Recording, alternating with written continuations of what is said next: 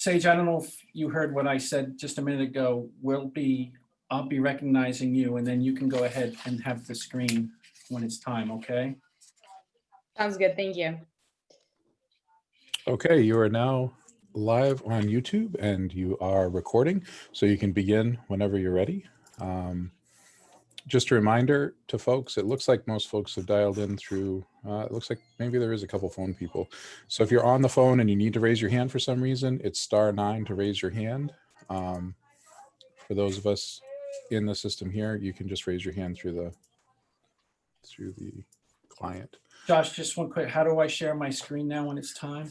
Down at the bottom, there should be a button. If you move your mouse a little bit, there should be a share screen. I think it's green. I got it. I'm good to go. Thank you. Click on that and you should be good. All right. Thank you.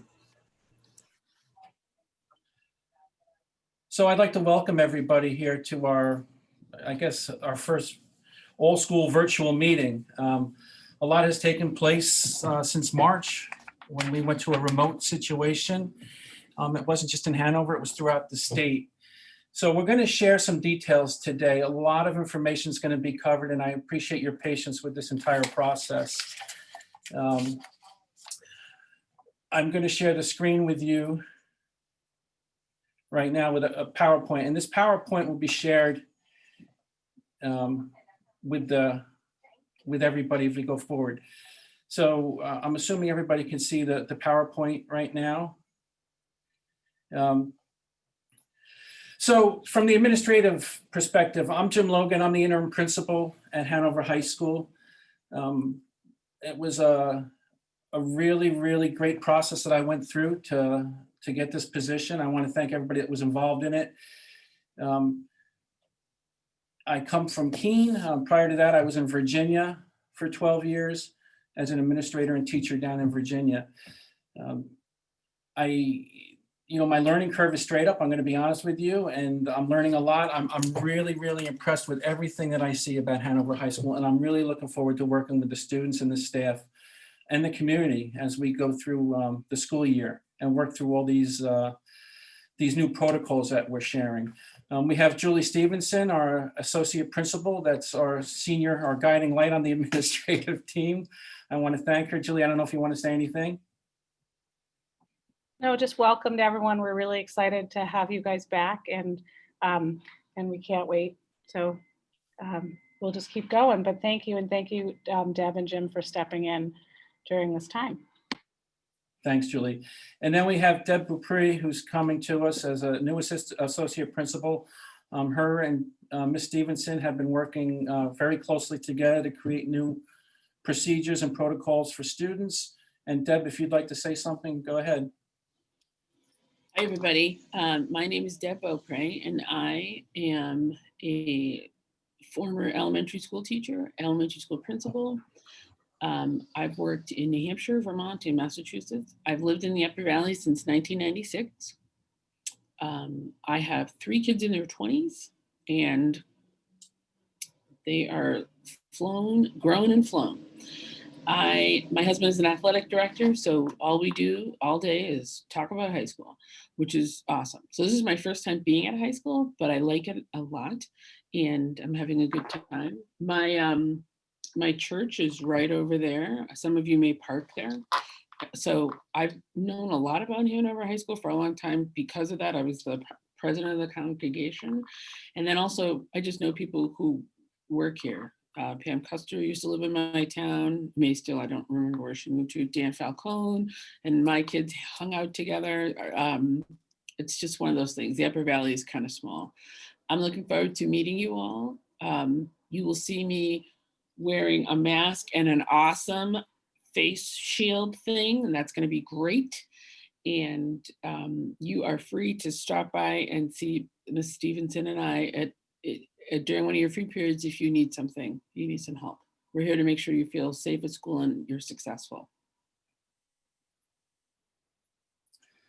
So the council is a big part of Hanover High School, and I was that was one of the big reasons I came to Hanover. I was really intrigued by this democratic process that Hanover uses. At this time, I'd like Sage McKinley Smith to speak a little bit, and Noah. I've had interactions with them, and I'm really looking forward to working with the council. So Sage, go ahead and take it away if you'd like for a minute. Awesome. I just have a couple of things to say. And first I'll introduce Noah, who's on the screen somewhere. I'm Sage McGinley-Smith. I'm the council moderator. That's Noah Phipps. He is the assistant moderator for this year. So I just have kind of a couple of things to say from both the student and staff perspective. I think that there's kind of no getting around that this year is going to be challenging in a lot of new ways. And we're going to have to find as a school a lot of ways to be patient and empathetic towards each other and ourselves. And I guess speaking to the students, like for all the work that these administrators and teachers who are up on the screen with me and who aren't on the screen have been doing to get us back in school, which is a lot of work. I think in the end, it doesn't really make all that much of an impact unless we as students are going to follow the protocols and really be committed to staying open. And I think also just regardless of what this year ends up looking like and how things play out, whether we're in person or online for different portions, I think we're going to have to be a community as a school in a way that I don't know that we've ever had to before. And I think that's pretty intimidating for this community, but also very exciting from my perspective. And then I think if you're anything like me, you're probably pretty nervous about going back to school with so much uncertainty going on. I haven't taken a real test since March, and whatever basic social skills I had got lost around mid-April. So I think it's going to be a bit of a rocky transition. But I think in all seriousness that it's really important that we're all recognizing that we're dealing with something that's so much bigger than the curriculum and testing and grades and all of that we usually get really wrapped up in. And that, especially for teachers and students and for administrators, that we spend these first weeks really just trying to build like relationships and build trust. Because I think if we are forced to go online, at some point, it'll be really important, much more important that we have built those relationships and that students feel comfortable going to their teachers and vice versa than that we necessarily got through a certain amount of curriculum. So I guess speaking to the teachers, who I think some of them are on here, I think it's important that teachers are just taking a breath and recognizing that it's okay that the academics won't look the exact same, that classes won't look the exact same, that it's not possible to get through all of the curriculum and everything in the same way.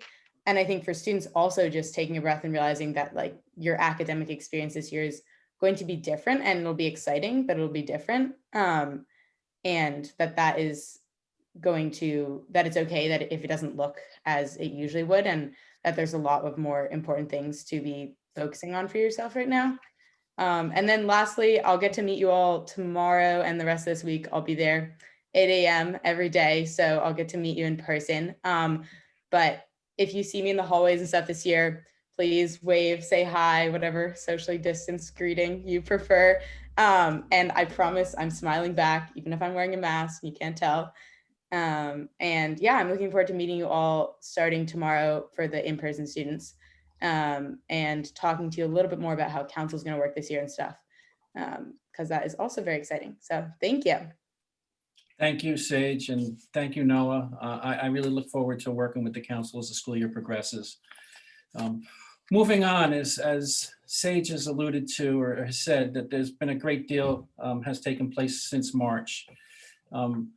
As a school, we had to close down. Sage said that, a lot of things have changed and her social skills might not be where they were, but I can assure you they are.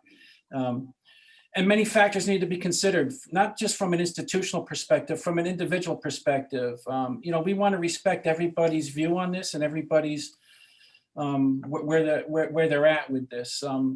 This means different things to different people, and somehow we have to respect everybody's individual perspective on this.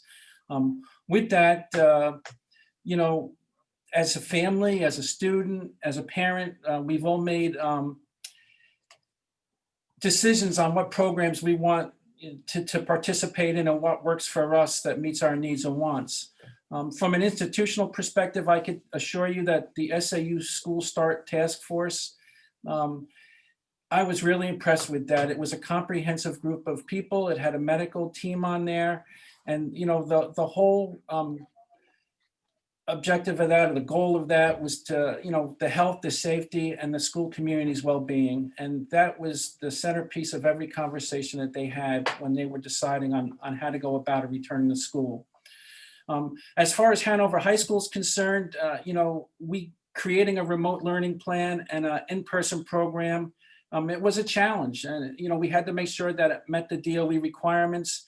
We were using existing staff as we were doing this. And at the same time, we have to recognize that we are still one school. And we're recognizing students that are made the decision to go remote and the students that are coming in person. And we will continue to have those discussions as we go through the school year. We also had to accommodate our Hartford CTC students, making sure they can get to their programs and get back from their programs.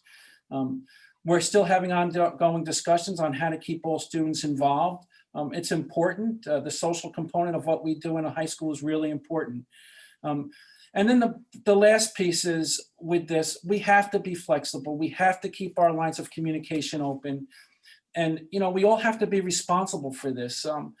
We want this to work. I've heard students say that repeatedly to me. We want it to work because we're an educational institution, and it's important that we continue on that course. When we look at the SAU Task Force, Jim, I'm can sorry. I just, there are a Absolutely. number of kids texting saying they can't get in, which I know they need to go to YouTube. I didn't know if Josh could mention how to do that, so people who are on this, who are getting texted by their friends, can just let them know how to get on to YouTube, because there's a number of students who are blocked out but feel like they don't know where to go. Josh, are you there? I will go ahead and jump in here. I'm going to send the link to everybody via email, and I'll post it again on Schoology. It's there, but I'll put it again. If there's anybody who doesn't have creds, they'll have to email help desk. Thank you, Martha.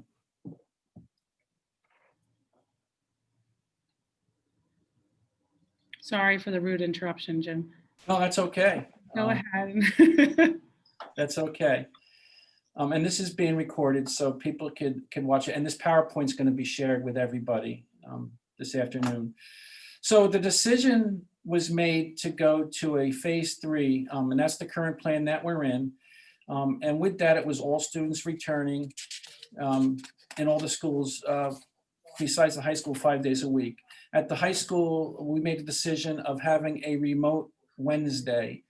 And part of that was to keep the whole school involved with having activities on Wednesday remotely and having council remotely.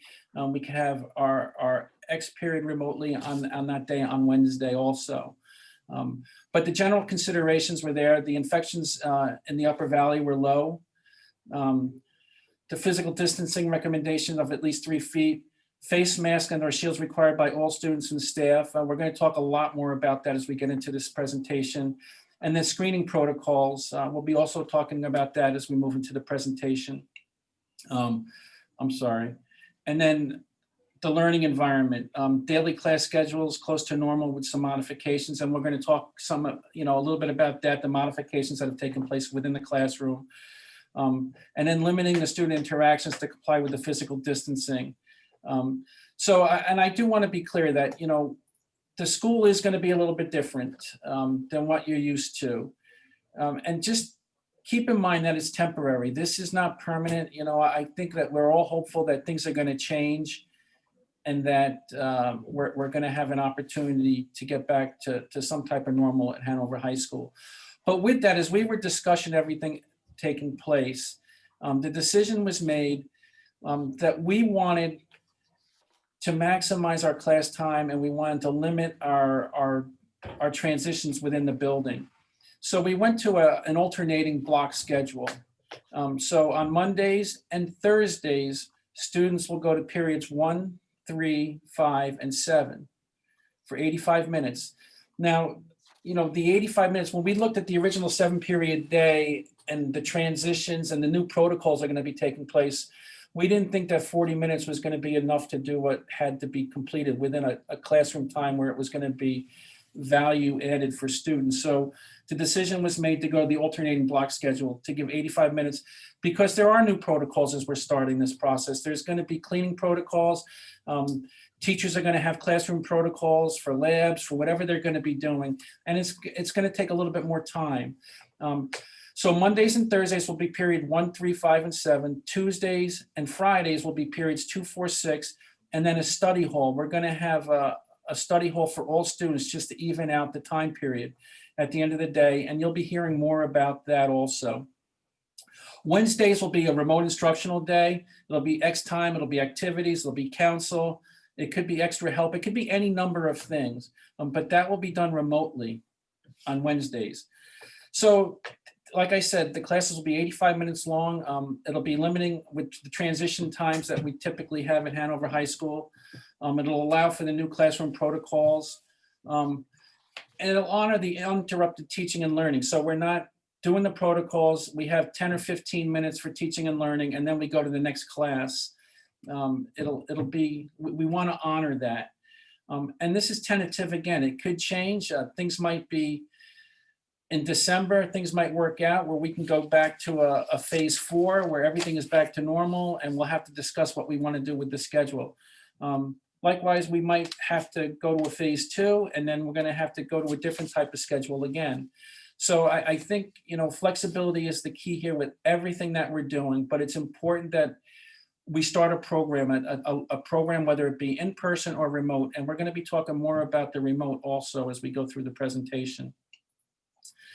So for the in-person and for the remote also, this is a schedule that we're going to be following throughout the day. So you can see, and I'm not going to, go through this cell by cell, but the periods are broken down for Monday and Thursday. You'll see they're both the same. And then Tuesday and Friday are both the same, okay? And then Wednesday is the remote day, and it switches up because we're going through our 7 periods day as we typically do on that day. This was all shared on Friday's update. It'll be shared again with you at the end of the day when I share this PowerPoint with everybody. So let's talk about what's going to happen next week and some of the protocols that are going to be taking place.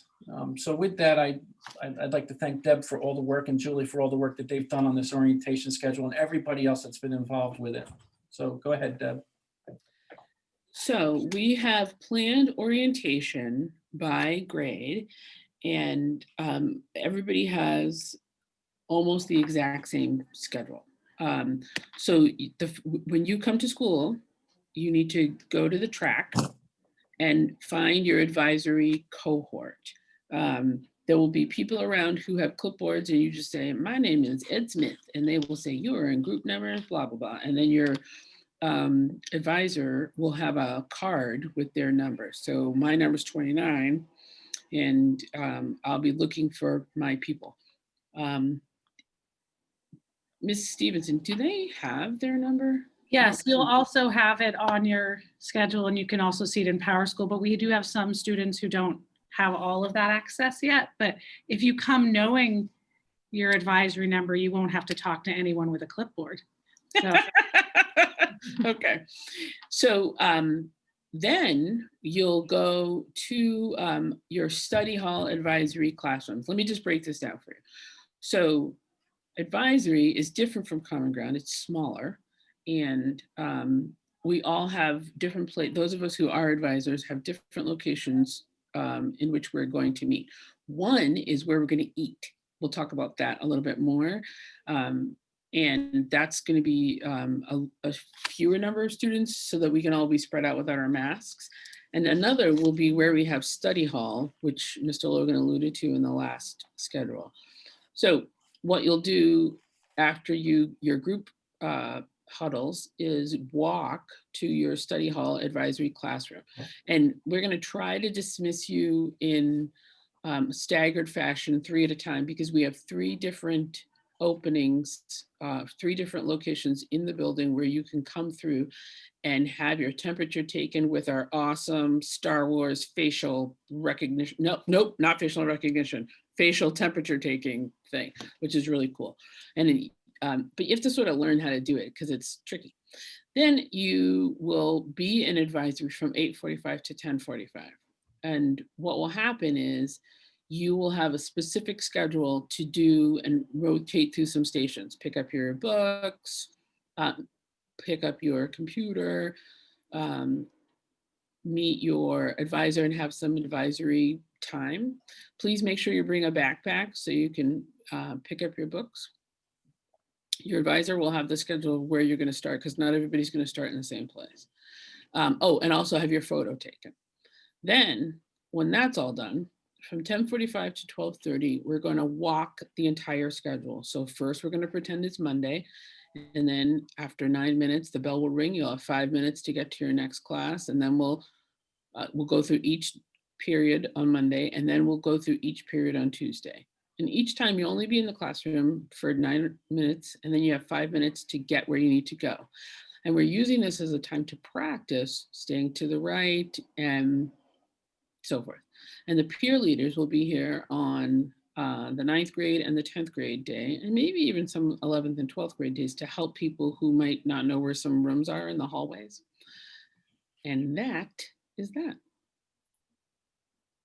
Thanks, Deb. So you heard a lot about advisory, and you're going to be hearing a lot more advisory as you come back into the school Tuesday through Friday. This is, the advisory program is new to Hanover High School. I'm used to an advisory. We had an advisory where I came from. But from what I understand, this is going to replace Common Ground. The purpose is to create a stronger sense of community, to strengthen a student support network and provide a richer social emotional network. Again, you'll be hearing a lot about this, but a lot of time was put into this, and I can't thank the counselors and the health teacher enough for all the conversations and all the planning and I guess the creation of this program at Hanover High School. It's based on best practices for secondary social emotional education. And it's going to allow the students, to engage socially to different situations that are both relevant in your experiences. And, the hope is it's going to create a greater respect and acceptance of your peers and as a school and as a school community. They're going to be small, we're hoping 9 to 1, and they're going to be grouped in the same grade. So there'll be 9th grade advisories, 10th, and then junior and senior advisories. And then with that, there's going to be structured activities, and the process is going to work largely through restorative circles. And in fact, I had a training on that this past week, and you'll be getting more involved in that. And again, the information will be shared as we work through the week and through the school year for that matter. So orientation. Deb, I don't know if you want to talk about this. Okay, so when you get here, part of your advisory time, that 8:45 to 10:45 will be used to have your photos taken. So you're going to be called to the auditorium by advisory number. So listen for it to be over the hopper. And then you're going to enter at the top of the music entrance to the auditorium and exit through the lower stage exit. And we're all going to have our picture taken, and you can take your mask off when you do it. It should be 30 seconds, boom, boom, boom, and then you get going. And for the students who are remote, Ms. Eakin will be available to take your picture from 1 to 3, starting today. Thanks, Deb.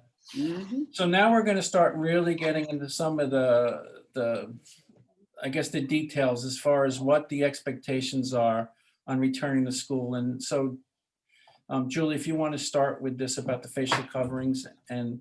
Yeah.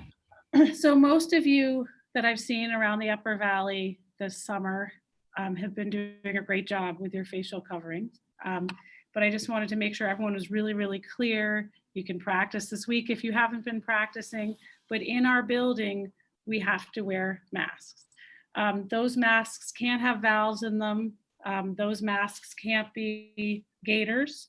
They have to be 2-ply cloth masks, right? Or we have some here for people if you forget, or if you don't have an appropriate mask, sort of like the surgical masks you might see. But we want to make sure that you have a good supply of them, that you rotate them. You should be washing them, or someone should be washing them every night, especially the cloth face coverings, and that you just have your sort of 2, 3, or 4 that you rotate through and you wash each day and bring to school.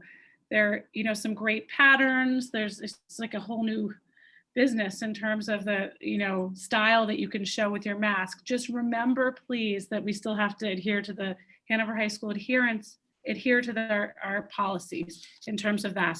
So no images that are violent, no use of alcohol and drugs on your mask, no language that creates a hostile environment to people, right? So you want to just make sure that you are adhering to what you would in terms of clothing, in terms of all of that.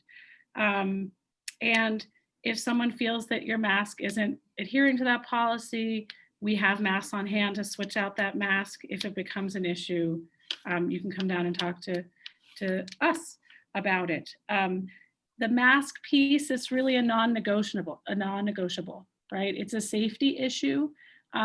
You know, sometimes you guys know we try to be fairly flexible at Hanover High School, and sometimes things might slide. In terms of the mask, it's considered a safety issue, and safety doesn't slide with us.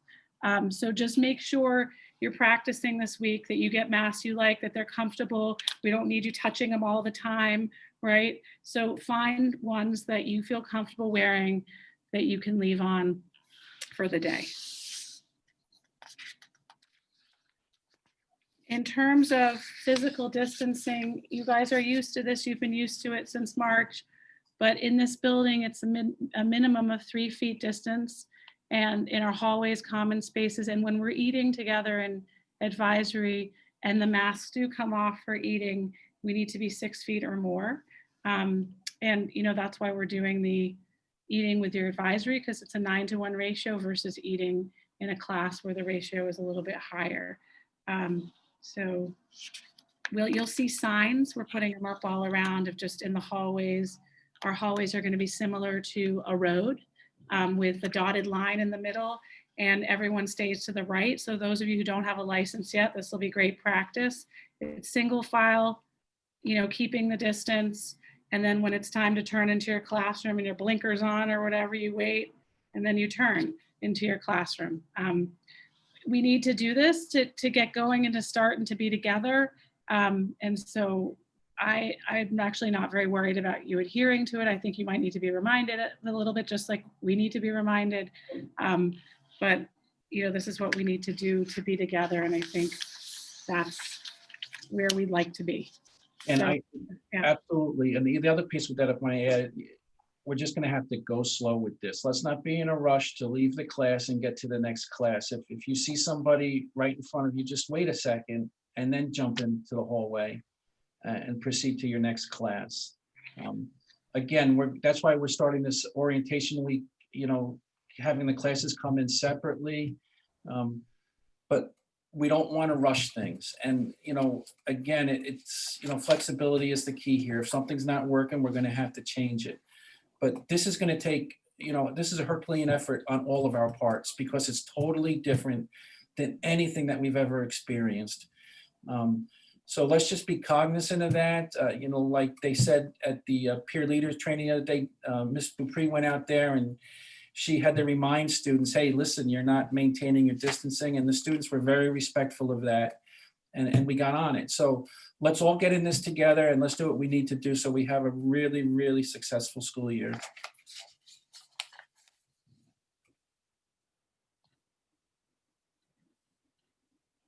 You're muted. Maximum number in classrooms for groups, and we are well below that in terms of students in the classroom. So you want to keep moving. And then the next one's hand washing. If you weren't doing this all along before 6 months ago, you should be doing it anyway. And our hope is actually that people will be less sick in that 3 weeks into school when people are all sort of sick together, which we remember since kindergarten. Maybe we'll have less of that if we're washing our hands and carrying hand sanitizer. In all the classrooms, there's going to be hand sanitizer. But, you know, just like I did yesterday for my family, I ordered a few more little bottles with carabiners to hang on backpacks. so that you have your own, so you're in control of your own hand hygiene, which I think at high school is probably a good thing to be in charge of. Of course, every classroom will have hand sanitizer, and we go into classes, you're going to be cleaning your space where you're going to work, hand sanitizing, and then starting to work. When going past bathrooms and things like that, if you stop in and wash with soap and water, that would be good too. But I would count on knowing that, you know, we've got your back in terms of extra hand sanitizer at school, but I think you should have your own back and bring your own with you, and put them pockets and everywhere else. Kind of like your phone, might as well have some hand sanitizer to take with you. And yeah, so that's that piece. So I can attest to the fact that when you hang out with somebody who has a bottle of hand sanitizer on her person all the time, you do it. So here's mine. And I have one in my car and one in my bag and one in my other bag and one on my other desk. It's just the way it is.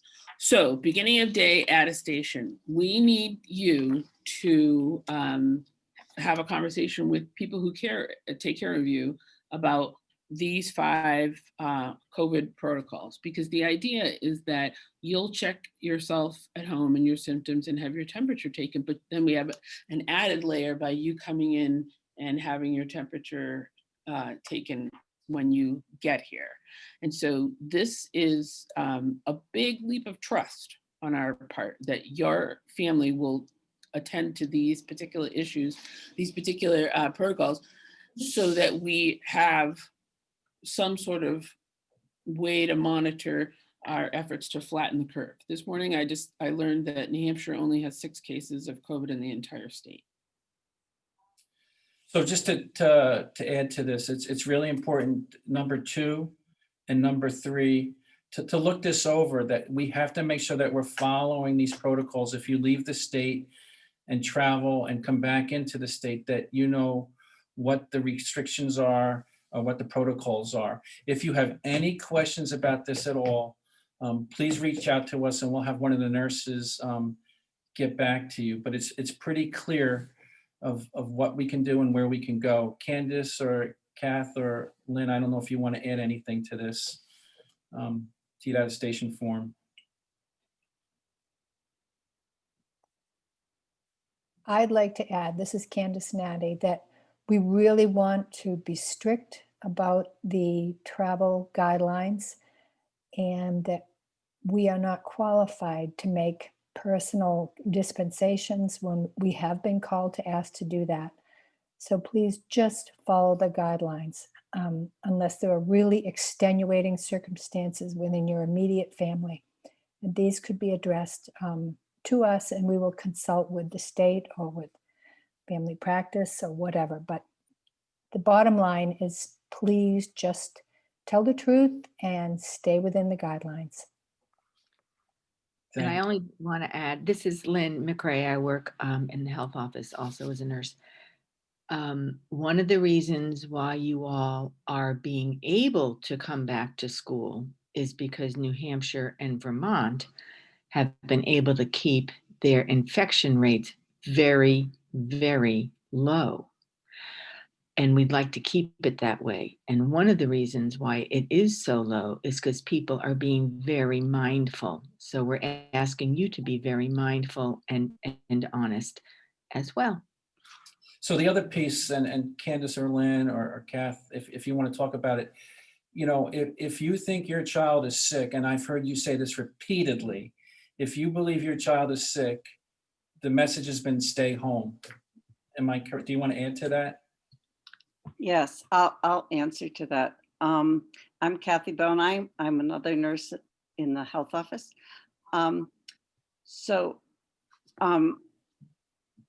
We are being asked, and this is so different from previous years, we have been asked to keep kids out of school even with mild symptoms of COVID.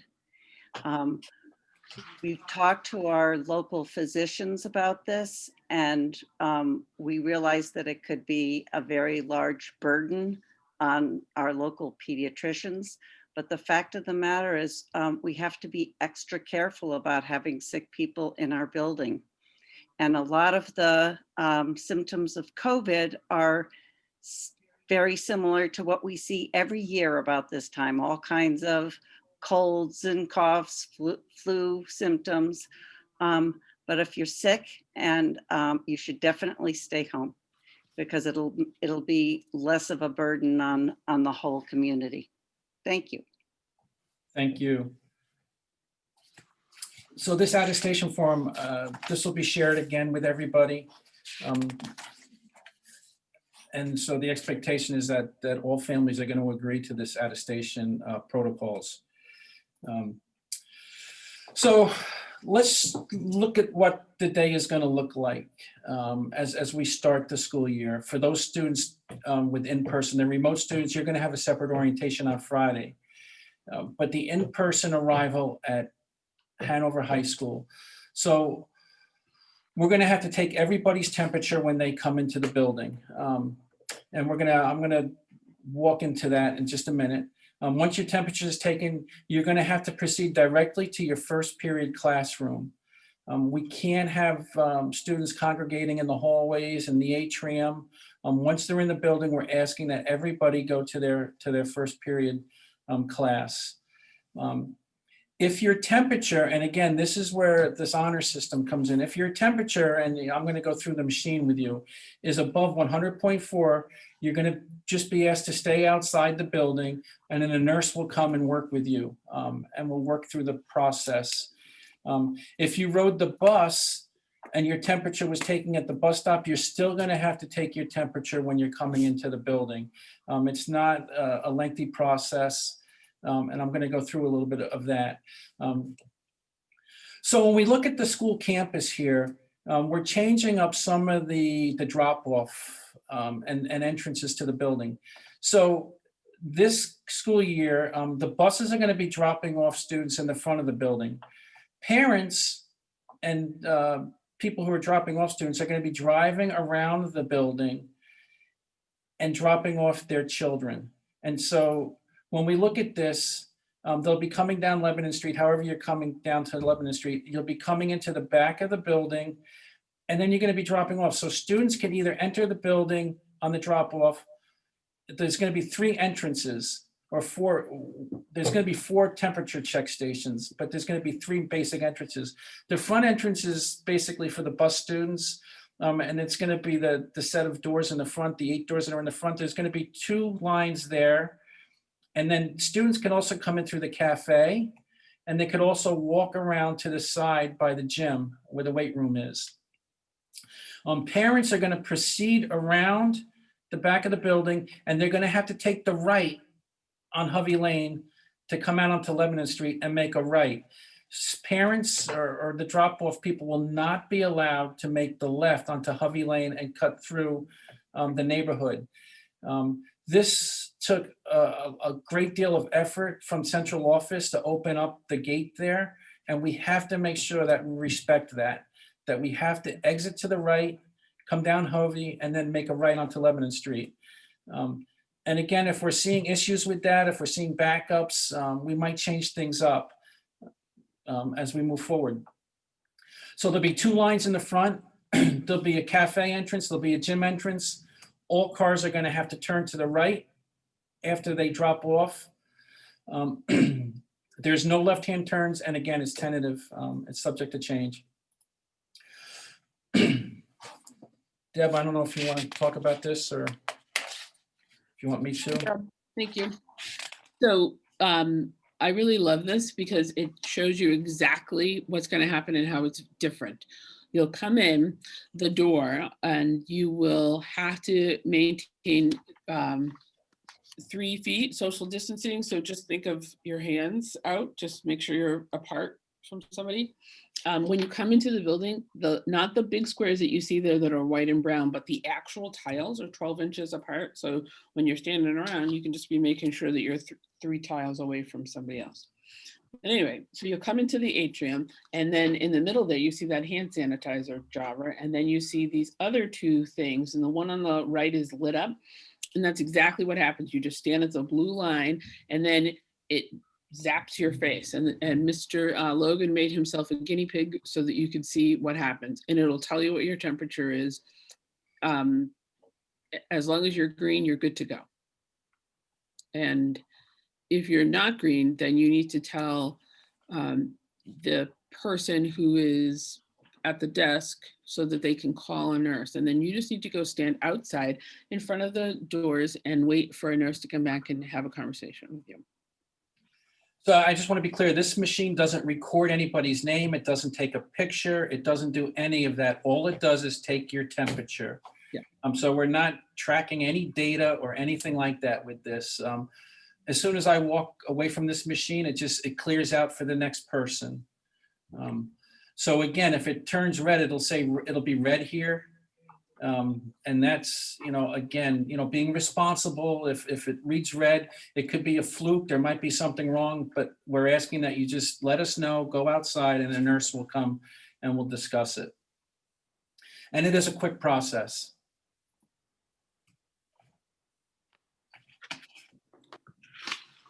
That's you, Deb. Oh, that's me, sorry. I keep just sitting back and watching. And so throughout the day, you can take off your mask to get some water. A straw may be a better option. So the idea is that you have your mask on like this and you take it off to have a sip and then you put it back on. We sadly cannot have masks with openings so that we can always be drinking our water. It just can't happen that way. In the hallways, we'd like everybody to stay to the right, walk single file, and not be shoulder to shoulder. Only cross to get to a locker or a classroom or the bathroom, and try to maintain social distancing. And you have to keep your mask on. It's hard to get used to wearing a mask all day long. So you should think about experimenting with a few so that you have one that works best for you. I love to color coordinate my mask, but sometimes those are really hot. And I use the ones that like from the nurse's office, because you can pinch them and it gives you a little space. Because let's face it, it gets old. Bathrooms. Bathrooms are going to be. Let's go back to the hallways. Sure. We know that at the beginning of the school year, and I think it's just natural that we want to talk, we want to congregate in the hallways, we want to catch up with people, because it hasn't just been the summer, it's been for basically 5 months. But we're asking you to refrain from that we have to all be responsible in this. And, it's human nature. We want to stop and say, hey, how's it going? What happened? How was your summer? What have you been doing? It's important that we don't do that, because it's going to create bottlenecks in the hallways.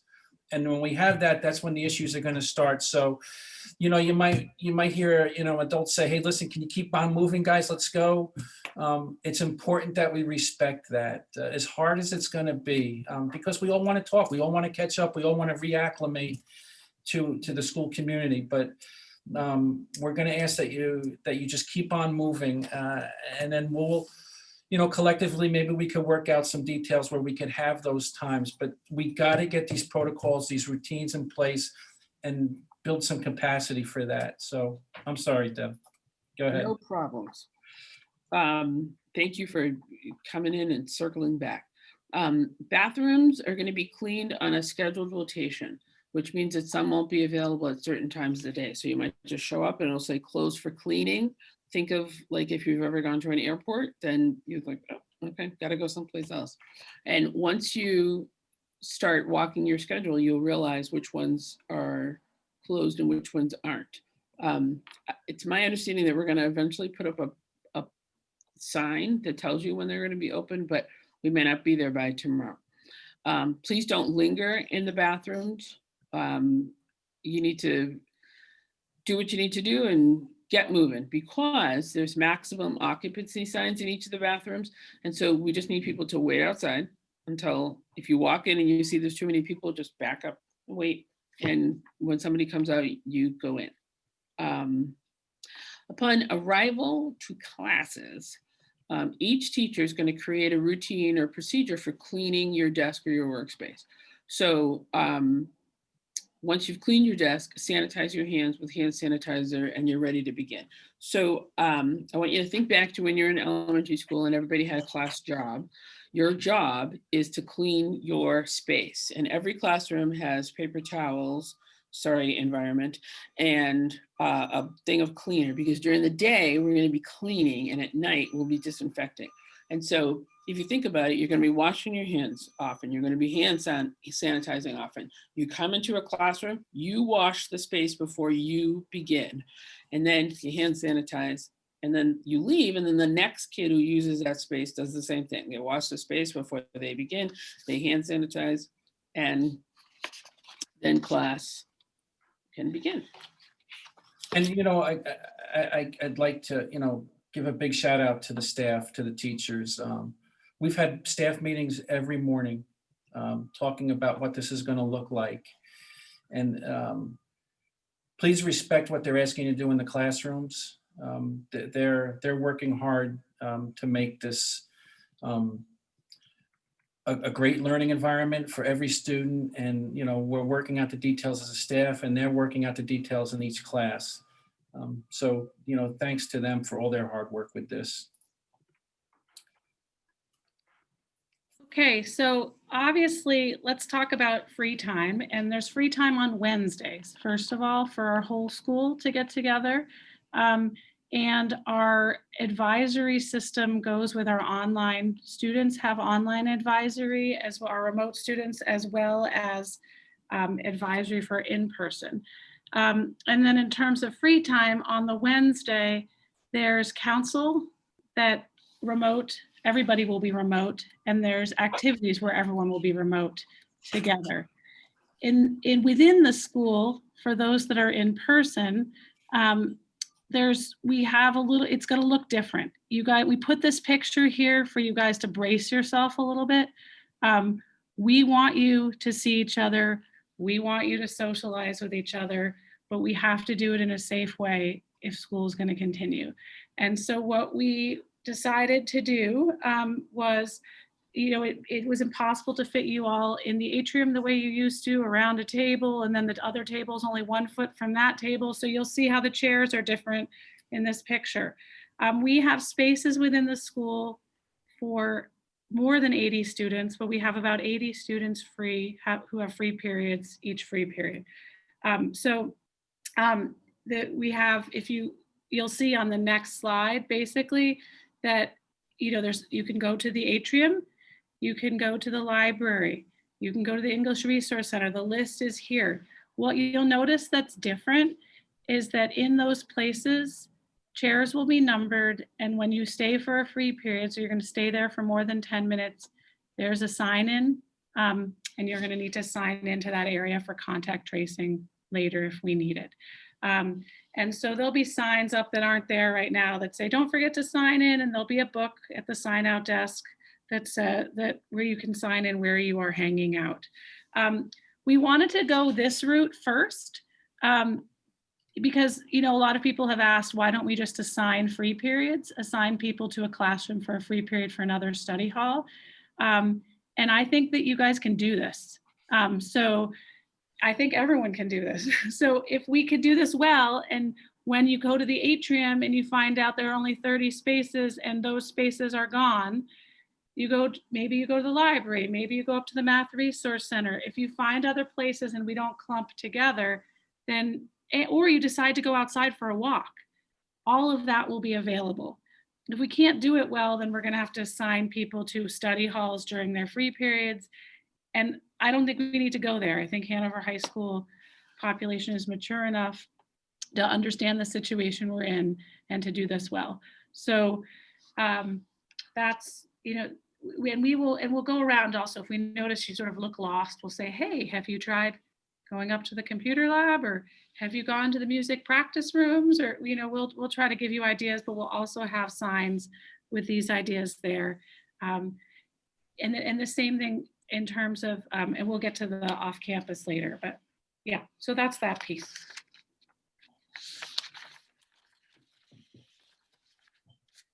In terms of the same, in terms of off-campus and in terms of your free time, besides the lunch advisory and the study hall that we're all assigned, in those 2 time periods, we have a closed campus. For other time periods, when you have a free period, we have an open campus. That's a question we've been asked a lot this summer too. Are you keeping open campus? We would like to do that. Everyone's aware of the masking rule in Hanover. If we do that well, and we're not getting phone calls about, our students are all pigpiling on whatever, then it'll stay open. You guys have been doing it well all summer. I've been watching you, a lot of you, and so I think we'll be fine. Something to remember is that the co-op from 8 to 9:30 is reserved for an at-risk population. So we can't be going over there. If we need food or something from town, it can't be from the co-op during that time period. And the co-op's willing to welcome us. We just have to use the main entrance for entering and exiting the co-op. And that they called us and asked us to do that. And that would be during your free periods. And if you want to pick up food from the CAF, from the co-op, from Beloco, wherever you're picking up food, you can do that during your free periods. The CAF would be the only place you would be able to get food during the lunch advisory period. And then with lunch, you'll be in your lunch advisories, and that's the place where you can eat and unmask because you're going to be 6 feet or farther apart. One of those days will also be our advisory curriculum, but the rest of the time is something that I don't think we do often in Hanover, and we haven't at Hanover High School, which is we're just going to be together. We might go for a walk together. We might just sit back and listen to some good music together. We're going to stop. We're going to rest. We're going to breathe. And that's what that time period is for. I think to try to set your expectations, not how much are you going to get done during that time period, more how much are you going to just enjoy the people you're with, maybe enjoy the quiet, maybe stop rushing around.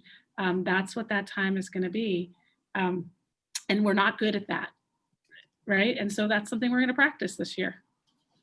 So the lunch piece, there'll be more details being shared about lunch, but basically we met with the lunch folks last week. We'll be rolling 3 lunches a period or during the lunchtime time period. So we'll have a staggered lunch. And it's going to be a limited menu. It's not going to be, and I have no idea what it was like before, but there's going to be a limited menu. Everything is going to be handed. And there's going to be kiosks in the cafeteria or the cafe. And then it's going to be the line that you're typically used to. So it's going to be a little bit different. And there's going to be, from what we were told, there's going to be a way to pre-order your food. So one of the kiosks might be for those students that have pre-ordered their lunch. And then the other students can go to one of the other 2 kiosks that are going to be in there. So it is going to be different. It's probably going to take some time to establish this new procedure. But one of the things that was loud and clear when we started this process with the medical task force and the parents is that we needed to have a designated time for lunch for students. We couldn't have every student going wherever they wanted during lunch. So we're adhering to that protocol. And again, if we go to a different phase, this could all change. So. Also, just a reminder, and this is a little bit different, we really need to clear our building for deep cleaning by 4 every day. And we know that there's some co-curricular activities that might start a little bit later. And our practice at Hanover in the past has been to hang out in the hallways and sort of the atrium and the athletic wing waiting for that activity. And we can't do that anymore. So if there's a gap, if there's a way to go home, whatever it might be, but we really need to shut the building down for cleaning. And so we're gonna need people to come and if there's a large gap, figure out what to do in terms of, talking to your parents about what you might do and if there's a gap. There are not too many gaps in the fall, and we'll cross the bridge when we get to it in the winter, but just be aware of that. I'm like the good news person here. Love it. Okay, so parking, we all know nothing has changed. COVID has not made parking abundant in Hanover. It is the same as it was in the past. So students who have permits already have been contacted. They put in their, and on the first day, one of us will be out in the lot giving you your permit. If you don't get it, you can come to the main office to get it. And if there's issues, let us know. But parking is not abundant. We are going to try to contact Dartmouth, depending on, if they have smaller numbers, maybe they have more parking. And so we're going to try to do that this week. But remember, Hovey, even when you're on the waiting list and the waiting list seems long there, it seems like people get through. So contact Hanover if you need parking. The news is not better this year than it was last. And we've had some parents asking about this also. So we're doing the best we can to increase our parking, but the real estate's limited right now. Am I lockers too? Nope, I'm lockers. Okay. So I understand that what has happened in the past is that kids bring their stuff and you leave your backpack someplace and just go back and get whatever else you need. Like a lot of backpacks have lined up in the atrium. We can't do that anymore. And so we would like you to embrace the locker, or bring your books with you. If you are going to get a locker, that you have something in there that you're concerned about, you're going to need to find yourself your own lock. And then you're going to just need to visit your locker, but you have to do it in the passing time and you can't really hang around. So now it's my turn to be the bearer of unpleasant news. So the notion of, sort of standing and leaning and you and somebody else are just chatting while you're rearranging your stuff, that's gonna have to go. We need you just to get your things and move on. And keep in mind with the gear that you're going to be carrying, that basically you got to plan for your gear on Monday, Thursday, Tuesday, Friday. So you don't have to have all the gear every day. So that might lighten the load a little bit and make it a little bit more manageable for you. Good point. So where are we at? So tomorrow we're going to be welcoming the freshmen into the school. We're going to meet out on the track. You're going to meet with your advisories, and we'll have a system in place for you when you come in. If it's raining during the week, we'll be meeting in the gym. This is important as you get your books. Ms. Eakin, I don't know if you want to weigh in on this, but it's important that you bring a backpack for your books because you're going to be receiving everything that you need for the semester.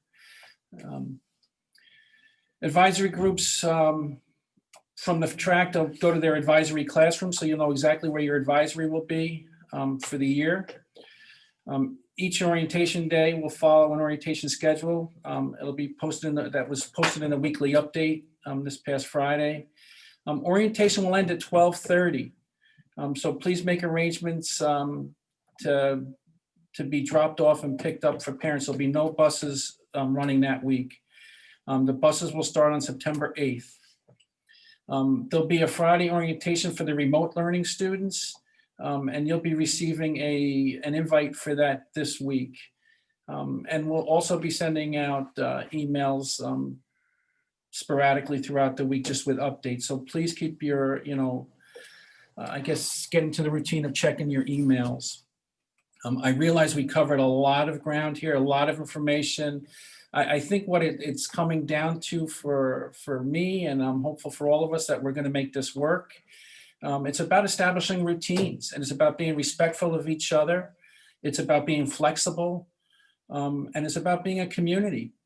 Listen, none of us want to do everything that we're talking about, but in order to make this work, we're going to have to have these protocols in place to start. And then, we're going to have the discussions. If things aren't working, there's going to be a process to go through to change things up. I went to a council meeting, I guess that was last week. And I can tell you that the students that were on the council, the students that I've spoken to, and I believe we all want this to work. I've heard stories about, it was getting so boring at home. It was this at home. At the end of the day, we have to provide the education, and this is how we're providing it through these 2 programs. So it's going to require all of us to be responsible, to be flexible, and to be open about this, because we all have a piece in this.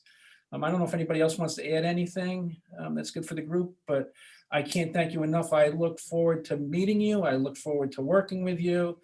And it's going to be a great school year, as great as we're going to make it. So, Julie, Deb, nurses. Oh, Steve? for both groups, the remote group as well as the in-person group, I'd encourage us all to just look for the silver linings, even if it's, oh, well, in this schedule, I have more time to be, right? Or whatever this might provide. Difference not always bad. At first, it feels that it might be, right? But there's lots of good things that we're going to gain from this year.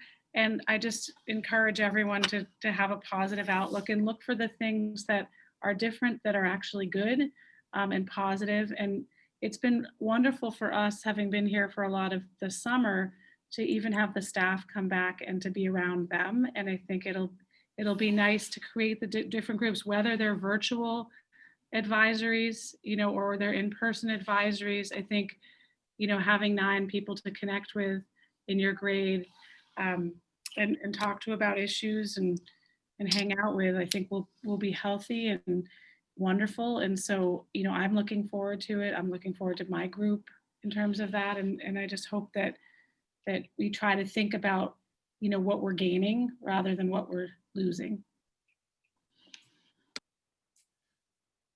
So with that, I'm sure that there's some questions out there. I'm thinking that maybe we should have a question and answer session. So I'm going to send this presentation out in an email. I'll share it with everybody. And then tomorrow we could have questions during the time that I present. My presentation is going to be very small tomorrow. It's just going to be welcoming each class individually. And then we could have this discussion, this ongoing discussion with the questions that you have, because we understand everybody's got questions moving forward. So Martha, I don't know what we have to do, if we have to do anything or. Yep, I can read questions, and I'm going to hand the host back to Josh because I'm supposed to be in another meeting right now. But we have first, I'm going to read off the screen because some of them are initials. Randy Ringer.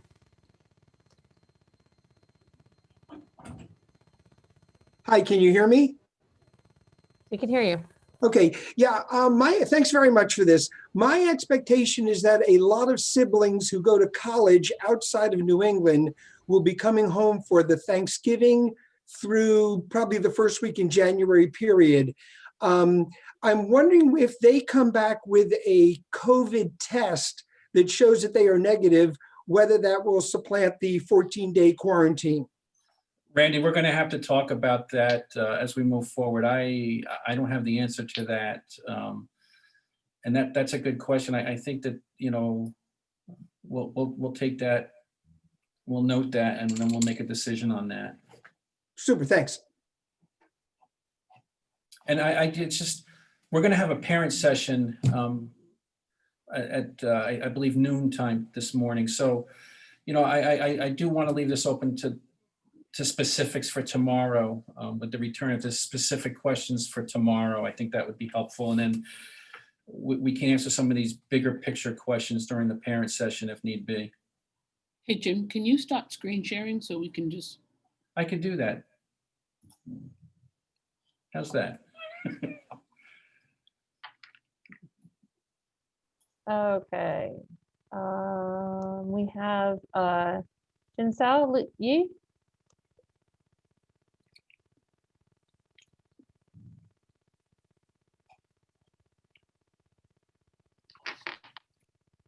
Hello.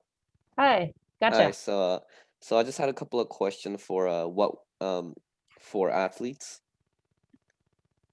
Is there like any specific requirements that you need to bring for athletes by default, or is there like different stuff you need to bring for different sports?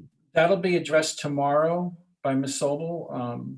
And the other activity coordinators will be also speaking tomorrow very quickly about what the process is going to be for the different activities throughout the school.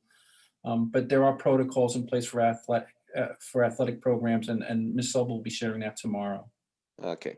And also for will there be like a supply list for all the classes that will be handed out later on?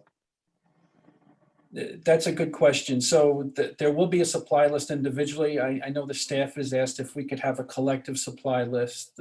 We haven't nailed that piece down yet, but when you go into your individual classes, the teachers will be telling you what the expectations are for supplies. They'll probably be posted on Schoology at some time. All right, well, that's all. Thank you.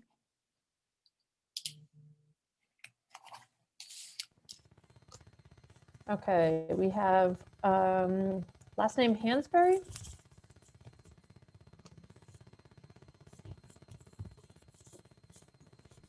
Can you hear me?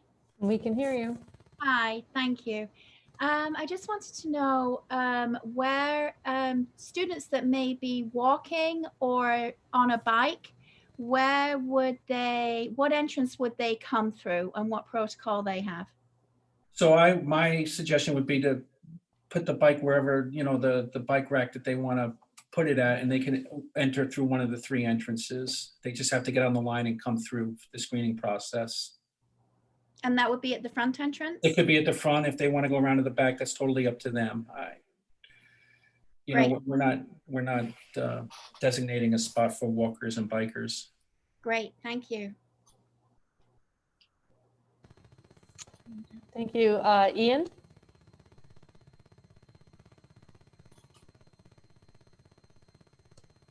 Nope, I'm gonna put you through here, Ian. Hello.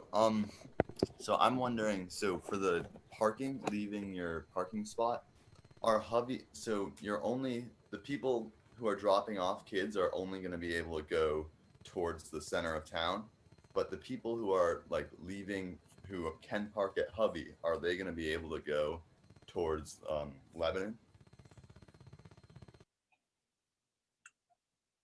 So I think that when they do leave, they're going to have to go towards Lebanon. They're not going to be able to go towards town. They have to make a right out of Hovey. Well, no, what I mean is like, are they going to be able to go down the opposite way of Hovey? Like, are they going to be able to go towards? No, it's one way. Good question, Ian. It's one way. So it's not going to be 2 ways in. They're going to have to come in on the academic side of the building. They're going to have to come around the building and make the right. They're going to go through the chain and make the right onto Hovey. They can't make the left and go back into the neighborhoods. Yeah, but I'm saying the people who are parking at Hovey, are they going to be able to go through the neighborhoods? Go ahead, Julie. I see. If you're parking on Hovey, yeah, you go to your parking spot, but I don't recall that there are any parking spots to the left of our exit. No, I'm saying like when exiting the building at the end of the day.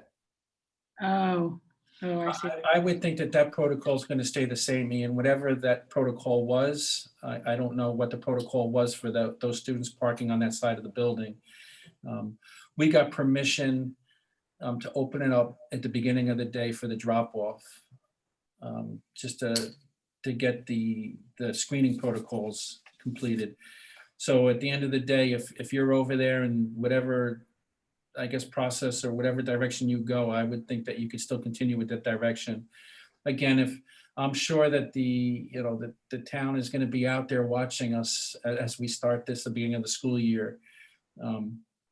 So I could say, I'm saying do what you've typically done. And then if we have to change something up, we will. All right. Okay, next we have John. Hello. So I usually drop off at school really early. So I just wanted to know how early would the temperature the check-ins be? How early can I show up? John, that's an excellent question, and we've talked about that, and we are going to have to unlock the building at a certain time. We can't have it open really early in the morning because we have to be ready. The classrooms have to be open, and we can't have students congregating prior to the classrooms being open.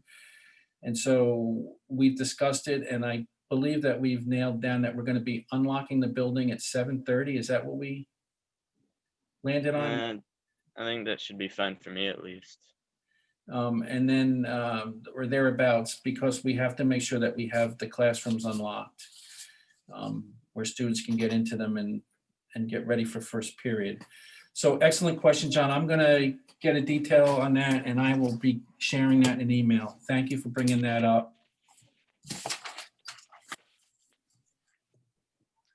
All right, thanks, John. We have now Sophie. Hi, I was just wondering, for people who have first period off, would they be able to come in just for second period on Mondays and Thursdays? Yes. Okay, and I had one other question. So for people who have sixth period off, because there's lunch, then sixth period, then study hall on Tuesdays and Fridays, would it be possible to leave before lunch because there's no classes for those people? So we, Go ahead. No, we're considering the study hall is required, so you would need to be excused by a parent. It wouldn't be the same as we're not expecting you first period if you don't have a first period. We'd be expecting you at the study hall, so you would need to get the proper excuse, from your parent. Okay. And I had just one more question. So what's going to happen to all of the clubs? Like, when will those still take place? And if so, like, when would they happen? So right now we have them taking place on the remote Wednesday. And as school gets going, and depending on how this all goes, we may choose in October for you to maybe be able to choose between study hall and a club and assign you to a club or assign you to study hall. But that's sort of an October question, depending on how the year goes. For now, in terms of September, clubs are meeting during remote Wednesdays. And I know that some people have 2 clubs, and we haven't figured out the answer for that because there's only 1 club time. Okay, yeah, thank you so much. That's everything. Okay, so next, I lost my mouse. Next we have Sayan. Can you hear me? Yep, we gotcha. Okay. So I had a couple of questions. So what is the how is the library going to work? How are we going to check out books, and then when they're returned, are they going to be what's the process with that? Sure, I can answer that. So are you talking about your books for your classes or just books for reading? No, books for reading. Yep, you're welcome to still check them out. We're going to have a self-checkout station that you're welcome to use, or you're welcome to check them out with us.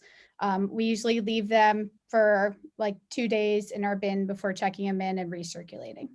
Okay. And then is the first day of checkout, is that just the first day of school, or yeah, we're asking you not do it during orientation just because we're trying to move everyone through, but you're welcome to check them out starting the first day of school. And you can come down during a free period, or if you get a pass, you could come down to the library to check one out. Okay, thank you. All right, next we have Xavi. Hi, so I basically have 2 questions. I walk to school in the morning from over by Hovey. I think someone asked something similar, but I didn't quite understand. I walk towards the school from Hovey, and I normally come in through the CAF. I believe you said there's going to be a temperature checking station there. Yeah. So I wouldn't have to go around the building or anything, right? No, there'll be a temperature check station at the CAF, and then there'll be one at the gym by the weight room. Okay. And then also so what I'm understanding for free periods is that all free periods become mandatory study halls? No. So free periods are still considered free periods. We just, if you're in the building, we want you to be in a designated spot and they will be listed where you're going to go.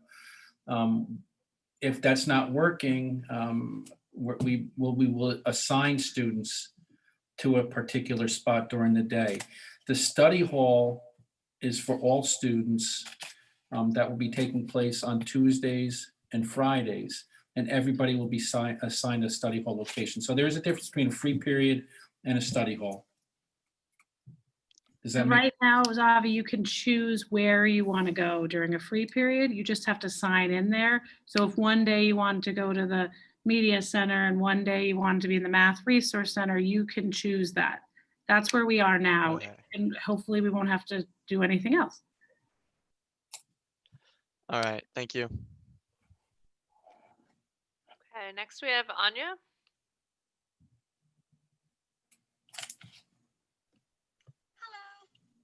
So I was wondering if we're going to be changing to the remote learning courses if we end up going back to remote, or if our course load will stay the same. I didn't hear that question. It was breaking up. Sorry. Will our course load stay the same if we go to remote? So the remote, if a decision is made to go either way, either remote students to in-person or in-person to remote, that's going to happen on the semester. And we'll have to work the details out with your counselor on that. But if we go remote on week 2, Anya, you're going to keep your same course load. Oh, I understand. So if we go to a different phase, if we have a phase change, yes, that'll stay the same. I'm sorry, I misunderstood the question. It's all right. And I have one more question. Is silent study in the library going to be open? I didn't hear the question. So actually, so this year, we can't have silent study open because we can't supervise it. So instead, the whole library will be for quiet study.